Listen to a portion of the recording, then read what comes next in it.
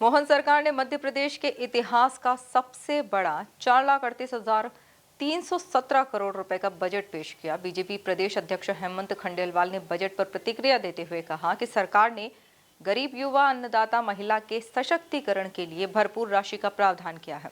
2047 का विजन इस बजट में परिलक्षित दिखाई देता है। देखिए एक खास रिपोर्ट। वित्त मंत्री जगदीश देवड़ा ने 4,38,000 करोड़ का एक ऐतिहासिक बजट पेश किया।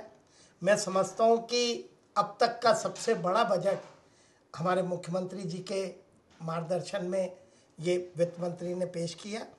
इस बजट के कारण मध्य प्रदेश की सरकार की आर्थिक नीतियों के कारण जो पिछले वर्ष प्रति व्यक्ति आय 1,41,000 रुपये थी, वो बढ़ के 1,69,000 रुपये, यानी लगभग 19% की वृद्धि आम नागरिक की आय में हुई है। मैं समझता हूँ कि सरकार की एक बड़ी उपलब्धि है। सरकार ने इस बजट में चाहे गरीब की बात करें, चाहे युवा की बात करें, चाहे अन्नदाता की बात करें, चाहे महिलाओं की बात करें, उनके सशक्तिकरण के लिए भरपूर राशि का प्रावधान किया।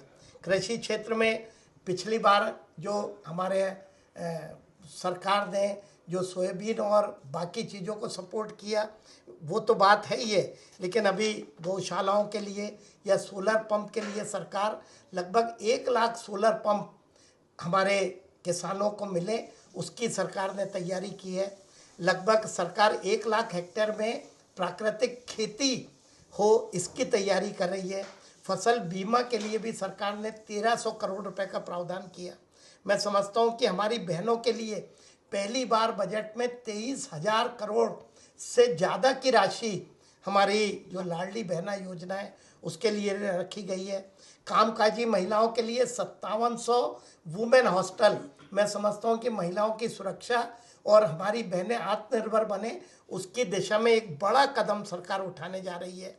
हमारी महिलाओं की पेंशन और बाकी चीज़ों में सरकार ने काफ़ी बड़े काम किए। युवाओं के लिए 25,000 करोड़ के ऋण का सरकार ने प्रावधान किया। खेलों के लिए 815 करोड़ रुपए देने की बात की। इंफ्रास्ट्रक्चर में मजरे टोले की रोड के लिए सरकार 21,000 करोड़ से अधिक की राशि दे रही है। 294 हमारे एजुकेशन में संदीपनी विद्यालय जो आने वाले समय में शिक्षा के उसमें मील का पत्थर साबित होंगे। मध्य प्रदेश शिक्षा के मामले में इन विद्यालयों के माध्यम से सबसे आगे जाएगा, उसकी तैयारी सरकार ने की है।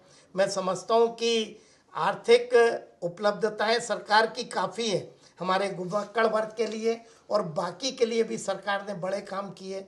हमारी जो जी राम जी योजना है उसके लिए इस बार सरकार ने 10,000 करोड़ से ज़्यादा की राशि रखी है। मैं समझता हूँ कि ग्रामीण जीवन बदलने में ये जी राम जी योजना, जिसमें राज्य सरकार का 40% शेयर रहेगा, एक बड़ा योगदान देगी। अब गांवों को अपने निर्णय खुद करने का अधिकार हमारी केंद्र और राज्य की सरकार दे रही है।